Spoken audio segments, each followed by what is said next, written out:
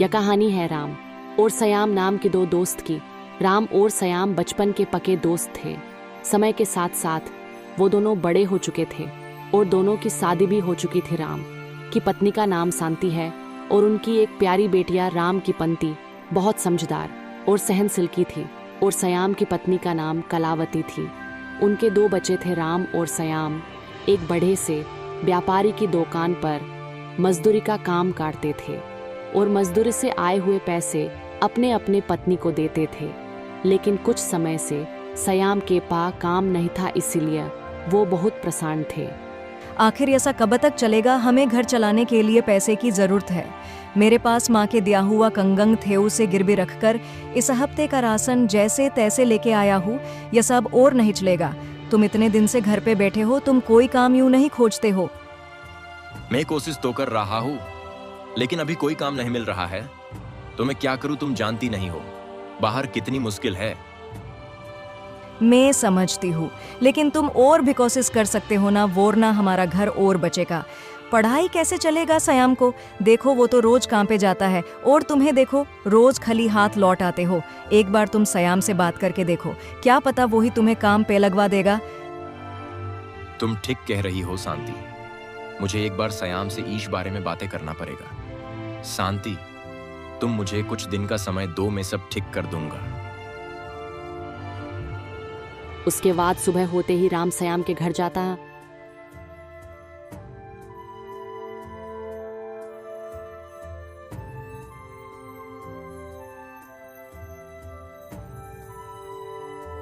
घर पर कोई है क्या सयाम भाई? ओ सयाम भाई। जी राम भैया, कैसे आना हुआ? भाभी जी जरा सयाम को बोला दीजिए। वो अभी घर पर नहीं है, शायद वो अभी सेठ रविनाथ के खेतों में होगा। आपको जरूरी काम है तो आप खेतों में जाकर मिल लीजिए। राम खेतों पर निकल जाता है।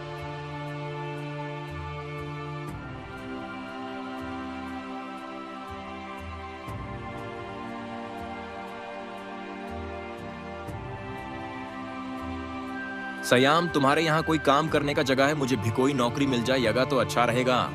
देख राम, मुझे तो ईश बारे में तो पता नहीं है, लेकिन तुम चाहो तो सेठ जी के पास चल सकते हो। तो मैं ईश बारे में बात करूंगा। अगर कोई काम होगा तो तुम्हें जरूर रख लेगा। अच्छा है सयाम, मैं तो किसी तरह से भी काम करना चाहता हूँ। चलो हम सुबह ही चलते हैं सेठ जी के पास। हाँ ठीक है, हम कल सुबह जल्दी मिलते हैं। अगले दिन सुबह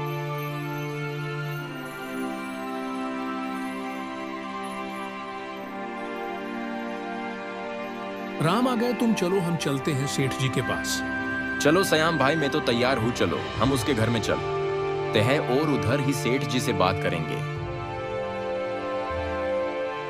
दोनों दोस्त कामले तलाश में जंगल के रास्ते से निकल पड़ते हैं। रास्ते काफी लंबा था, उससे चलते चलते भी काफी समय हो चुके थे। तभी अचानक से आसमान में बादल गरजने की आवाज आती है और देखते ही देखते जोरदार बारिश हो जाती है। जोरदार बारिश होने की वजह से राम और सयाम वही एक पेड़ के नीचे रुक जाते हैं। भाई सयाम, बारिश तो बहुत ज्यादा हो रही है। इतनी बारिश में हम जाएंगे तो हम बीमार पड़ जाएंगे। जब तक बारिश रुक नहीं जाती है तब तक हम यहीं पर रुक जाते हैं। तभी राम की नजर एक झोपड़ी पर पड़ती है और सयाम को इशारा कर ही कहते हैं, सयाम भाई देखो, वहाँ एक झोपड़ी है। चलो वहाँ जाकर कुछ मदद मांगते हैं। क्या पता वो थोड़ी देर अपनी झोपड़ी में रुकने देगी। बारिश खत्म हो जाएगा तो हम चले आएंगे। राम और सयाम दोनों दोस्त उस झोपड़ी के पास पहुंचते हैं और कोई है क्या? हमें थोड़ी सी मदद चाहिए। हाँ बेटा, अंदर आ जाओ। दोनों अंदर आता है तो वो दोनों देखता है कि एक बूढ़ी माँ बैठी थी। अम्मा, हमें थोड़ी मदद की तलाश थी। हम बाजार के लिए निकले थे, अचानक जोरदार बारिश हो गई और हम इसी जंगल में फंस गए। थोड़ी आश्रय की जरूरत थी। जब तक बारिश बंद नहीं हो जाती है तब तक अगर आप बुरा न मानो तो कुछ देर तक हम लोग आपके झोपड़ी में गुजार सकते हैं। बस बारिश रुकने बाद हम चले जाएंगे। हाँ क्यों नहीं बेटा, तुम जितनी देर तक रहना चाहते हो उतनी देर तक रह सकते हो। राम और सयाम वो दोनों वहां बैठ जाते हैं बूढ़ी माँ चूल्हे पर खाना बना रही होती है। खाने की बहुत खुशबू आ रही होती है। खाने की खुशबू बार बार दोनों की ध्यान चूल्हे की तरफ ले जा रही थी। वो लोग यह सोचकर अपने मन को मार लेते थे कि है बूढ़ी माँ ने थोड़ा सा ही पकाया हो। अम्मा उनकी मन की बातें सारी जान लेते हैं। आ जाओ बेटा, खाना पक गया है। दोनों का खाने को मन तो बहुत कर रहा था, लेकिन वो दोनों अपने मन को मार लेता है और बोलता है, नहीं अम्मा, आप खाइयो, आपने थोड़ा सा ही खाना बनाया होगा, आप खाइयो। बेटा, यहाँ तीनों के लिए पर्याप्त खाना है, आओ खाना खाओ। अम्मा, यह खाना तो बहुत स्वादिष्ट है। आज से पहले ऐसा खाना कभी नहीं खाया था। अम्मा, आप इतने घने जंगल में अकेले रहते हो, आपका परिवार नहीं है क्या? क्या बताओ बेटा, एक जमाने में मेरा भी परिवार हुआ कर ताथा में एक गांव में रहते थे। उस गांव में एक बार जोरदार से बाढ़ आई और मेरे पति, बेटे, पोता और बहू सब उस बाढ़ में सार मर गए। उसके बाद मैं अकेला हो गया। उसके बाद मैं जंगल में आके रहने लगा। अम्मा, आप इतने घने जंगल में अकेले रहते हो, आपको डर नहीं लगता है? बेटा, डर किस चीज का? शुरू में तो अकेलापन महसूस होता था, अब तो आदत हो चुकी है। अम्मा, आप बुरा ना मानो तो आप मेरे घर चलकर रह सकते हो। मेरे घर में मेरी पत्नी और मेरे बच्चे ही रहते हैं। मेरी माँ बहुत जल्दी छोड़ कर चले गए। आप मेरे घर चलोगे तो मुझे बहुत खुशी होगी। आपको ईश घने जंगल में रहने की जरूरत नहीं है। अम्मा, आप मेरे साथ हच लो। नहीं बेटा, मैं यही खुश हूँ। अब यह जंगल ही मेरा घर है। मुझे अब इस शांत भरे जंगल में रहना अच्छा लगता है। पर तुमने मुझे पूछा, मुझे बहुत अच्छा लगा। थोड़ी देर में बारिश थम जाती है।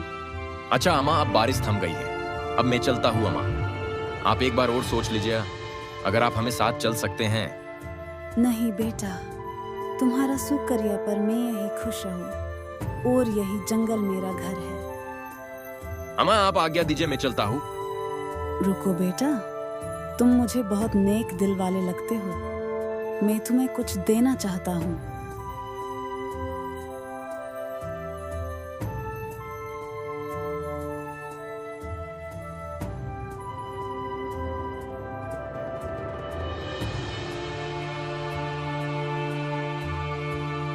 बूढ़ी माँ एक संदूक उठाती है और उन लोगों को देते ही बोलती है, अम्मा, मगर इसमें क्या है?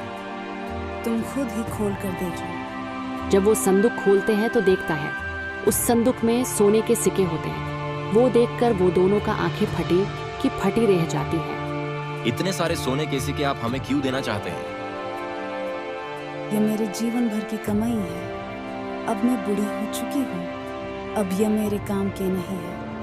इसीलिए मैं तुम लोगों को देना चाहता हूँ, और इसमें जो चीज है वो तुम दोनों आधा आधा बांट लेना।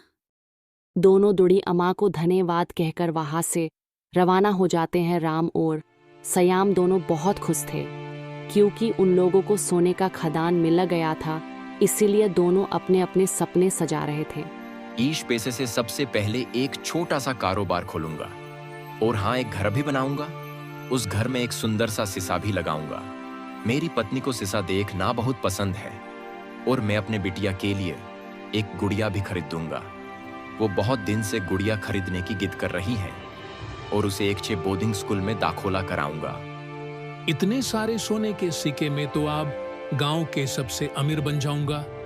सबसे पहले मैं अपने लिए एक सुंदर सा घर बनाऊंगा। 2-4 नौकर होंगे, वो मेरे आगे पीछे घूमेंगे। इतने सारे सोने के सिक्के से तो मैं जिंदगी भर बैठकर खसकता हूँ। अब मुझे काम करने की जरूरत नहीं है। सयाम यह सोच ही रहा था, तभी राम बीच में बोल पड़ता है, सयाम भाई, घर जाकर इस सोने के सिक्के को हम लोग आधा आधा बांट लेंगे। राम के मुख से सोने के सिक्कों को आधा आधा बांट ने ख्याल सुनकर स्या को बिल्कुल अच्छा नहीं लगा। श्याम मन ही मन सोचता है, सिक्कों आधा आधा बांटना मतलब मेरे सपनों को भी आधा आधा बांटना। भाला में यह सोने के सिक्के राम को क्यों दूं? मुझे यह सारा सोने के सिक्के चाहिए, लेकिन मैं क्या करूं कि यह पूरे सोने के सिक्के मेरे हो जाए राम तो घर जाते ही यसो ने केसी के तो आधा आधा बांट लेगा। मुझे कुछ ना कुछ तो सोचना होगा। दोनों अपने अपने सोच में आगे बढ़ रहे थे। चलते चलते एक नदी आता है। श्याम बिना कुछ सोचे समझे राम को नदी धक्का दे देता है। राम जय के ही नदी ने गिरता है। वैसे ही श्याम को आवाज लगाता है, सयाम भाई मुझे बचाओ, मैं नदी में गिर गया हूँ, मुझे बचाओ। राम भाई तुम नदी में गिरे नहीं हो, मैंने तुमको धक्का दिया है ताकि यह सोने के सिक्के तुम्हारे साथ बांटना ना पड़े। अब यह सारा सोने के सिक्के मेरा हुआ। सयाम वहां से चुपचाप खिसक लेता है। इधर राम बेचारा नदी में डूब जाता है। जब रात के समय श्याम अपने घर जा रहा था तो सयाम ने देखा राम की पत्नी अपने पति की इंतजार कर रही थी। जब शांति ने देखा श्याम को आते हुए तो उससे पूछा, भैया राम जी नहीं आए, वो कहाँ रह गए? वो तो आपके साथ ही गए थे ना? श्याम ने सारी बात छुपाते हुए कहा, हाँ बहन, राम और मैं हम दोनों साथ ही गए थे और मैंने अपने मालिक से राम की बात अभी करवाई थी और मालिक ने उसे कल से काम पर भी आने को कह दिया था। इसके बाद लखन वहां से चला गया था और मैं काम करके घर लौटा हूँ। भैया राम जी अभी तक घर नहीं आया है। मुझे समझ नहीं आ रहा है कि वह कहाँ गए। वह ठीक तो हो गए ना? मेरा दिल बहुत घबरा रहे है। तुम चिंता मत करो बहन, हो सकता है वो किसी और जगह काम तलाश किया होगा और काम करते करते रात हो चुकी होगी और वह वही रह गया होगा। तुम सुबह तक इंतजार करो, मुझे पूरा विश्वास है वो आ जाएगा। इतना कहकर श्याम निकल जाता है। राम की पत्नी बहुत घबराई हुई थी। श्याम ने सहमति जताते हुए कहा, सुबह तक इंतजार करो। इसीलिए राम की पत्नी ने सुबह तक इंतजार किया। सुबह हो चुकी थी लेकिन राम अभी तक घर नहीं आया। शांति श्यामा के घर जाती है।